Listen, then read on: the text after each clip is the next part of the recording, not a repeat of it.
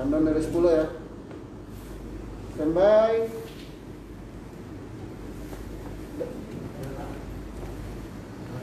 Data ada.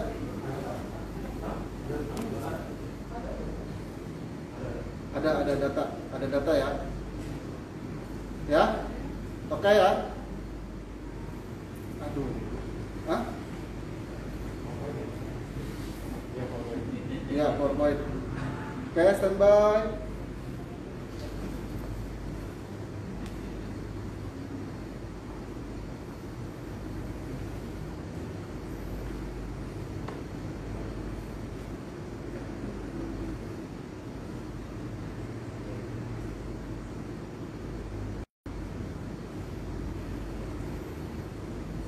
Oke, countdown.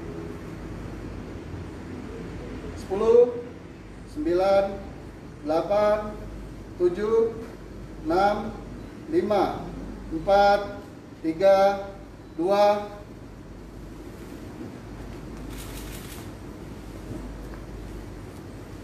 Bismillahirrahmanirrahim. Assalamualaikum warahmatullahi wabarakatuh. Selamat sore dan salam sejahtera untuk kita semua. Perkenalkan kami dari Task Force Riset dan Inovasi untuk penanganan COVID-19 Badan Pengkajian dan Penerapan Teknologi secara khusus ingin menyampaikan mengenai sistem pencitraan medis berbasis kecerdasan buatan ataupun artificial intelligence untuk deteksi COVID-19. Dalam 2 bulan terakhir ini, berbagai wilayah dan kota di Indonesia terpapar pandemi COVID-19. Jumlah yang terkonfirmasi positif ODP, PDP, dan yang meninggal karena virus ini masih terus bertambah. Dan untuk itulah Konsorsium Riset Inovasi berusaha menentukan teknik deteksi COVID-19 yang dapat kita terapkan untuk mendeteksi COVID-19. Salah satunya adalah rapid test dengan antibody.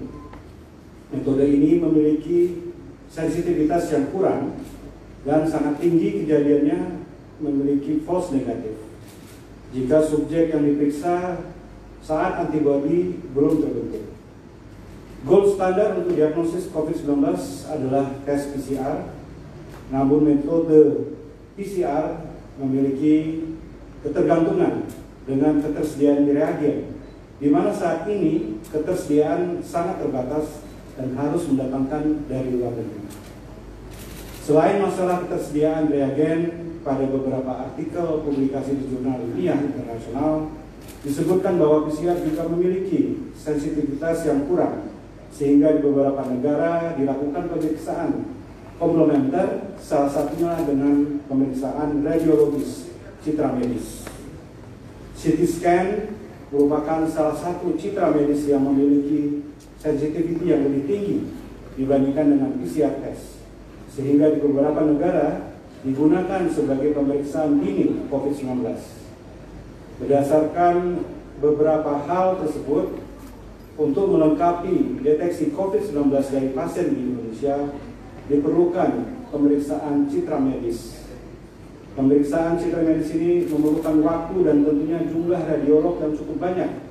Namun kondisi di Indonesia saat ini, pertama adalah ketersediaan radiolog yang kurang di beberapa rumah sakit di daerah maupun di wilayah.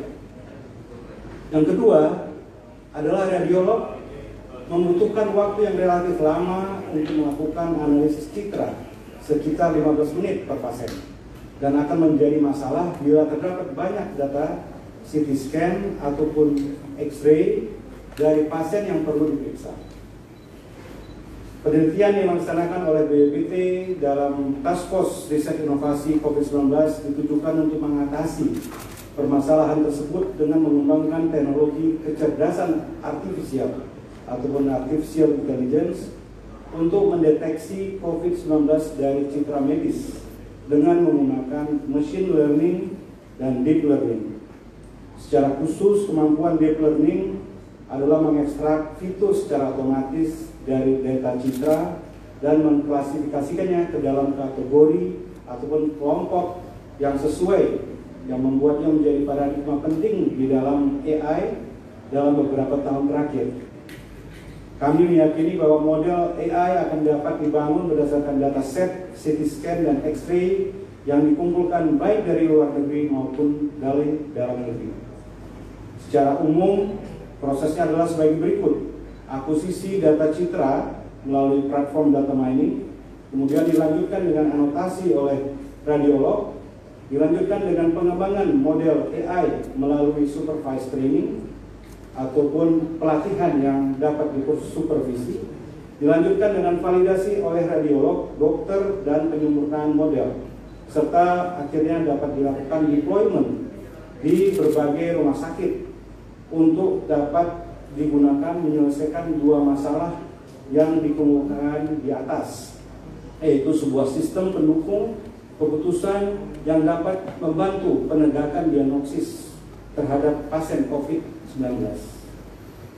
BPPT bersama dengan seluruh kelompok task force perangkat lunak berbasis AI yang dikembangkan ini adalah sebuah kemandirian.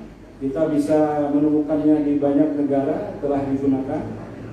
Dan pada saat ini versi 0.5 telah dapat kita luncurkan sehingga dapat dibangun sebuah kemampuan dengan menggunakan dataset dari luar negeri.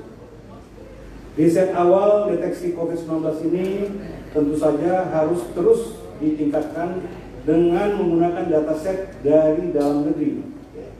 Seperti dataset yang telah diakses secara publik, yaitu dataset dari IEEE, dari Cornell University, maupun dari Bank Data COVID-19 di Italia. Berdasarkan studi yang dilakukan oleh kami, kelainan CT scan paru-paru yang sering ditemui pada pasien COVID adalah ground glass opacity dan consolidation. Sehingga dua fitur jenis kelainan tersebut yang dapat diambil sebagai fitur bisa digunakan untuk memperoleh hasil dari para pasien positif maupun negatif COVID-19. Dengan pendekatan machine learning ini, kami telah berhasil melaksanakan segmentasi lapang paru.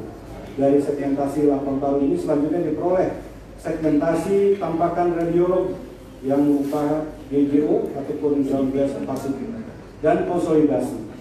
Kedua tampakan radiologis inilah dipandang sebagai tampakan yang sering muncul pada pasien COVID-19, dan dari hasil ekstraksi fitur berupa rasio luasan area, maka kita pun dapat mendeteksi COVID-19 dari berbagai data yang kita peroleh. Kami menghimbau agar kita bersatu untuk mendapatkan seluruh data X-ray maupun CT scan dari seluruh pasien-pasien di dalam negeri.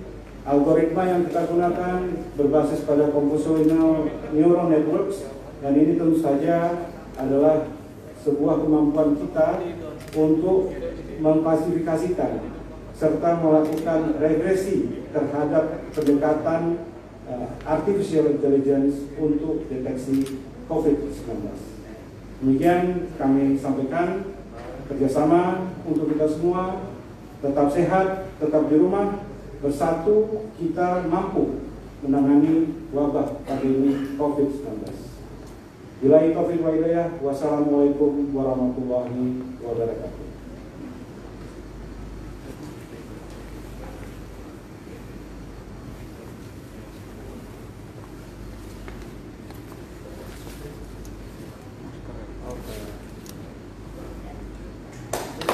Oke, terima kasih.